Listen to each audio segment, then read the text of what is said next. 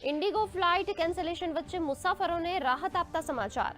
નાગરિક ઉડ્ડયન મંત્રાલયે સ્થાનિક ઉડાનો માટે ભાડાની મર્યાદા કરી નિર્ધારિત તાત્કાલિક રિફંડ ચૂકવવાના આદેશ। તો સ્થિતિ પર સરકારની ચાંપતી નજર।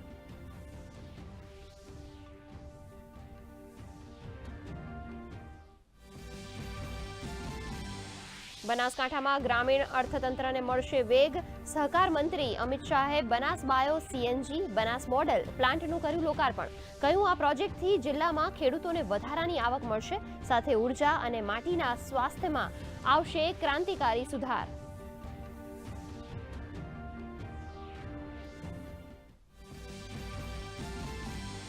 સહકારિતા મંત્રી અમિત શાહે બનાસની ધરતી પરથી કર્યો હુંકાર। કહ્યું આગામી સમયમાં સહકારિતાની ભાગીદારી વધારી પશુપાલકોની આવક બમણી કરવાનું લક્ષ્યાંક। બનાસ ડેરીને વટવૃક્ષ બનાવવા માટે મહિલા પશુપાલકોને આપ્યો શ્રેય।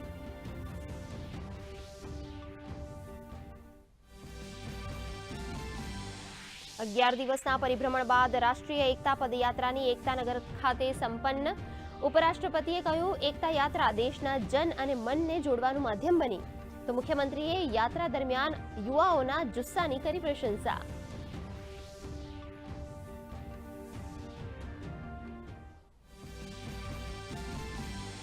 રાજ્યમાં એસઆઈઆરને લગતી કામગીરી પૂરજોશમાં। 47 વિધાનસભા બેઠકો પર ગણતરીની 100% કામગીરી સંપન્ન। તો 17 લાખથી વધુ અવસાન પામેલ મતદારોની થઈ ઓળખ। 36 લાખથી વધુ મતદારો કાયમી સ્થળાંતરિત થયા હોવાનું આવ્યું સામે।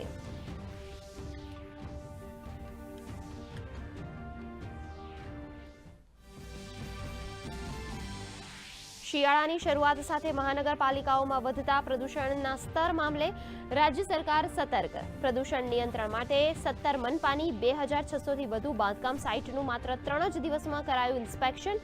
541 બાંધકામ સાઇટને ફટકારાયો દંડ।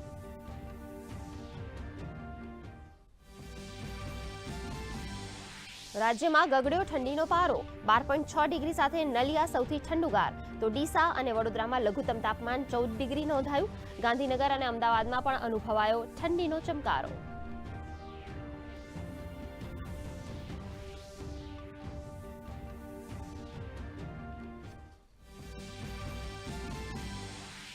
વિશાખાપટ્ટનમ ખાતે સાઉથ આફ્રિકા સામેની નિર્ણાયક મેચમાં ભારતનો મજબૂત દેખાવ। ભારતનો સ્કોર 1 વિકેટના નુકસાને 230 રનને પાર। યશસ્વી જયસ્વાલની શાનદાર સેન્ચુરી। રોહિત શર્માએ ઇન્ટરનેશનલ ક્રિકેટમાં 20,000 રન કર્યા પૂર્ણ।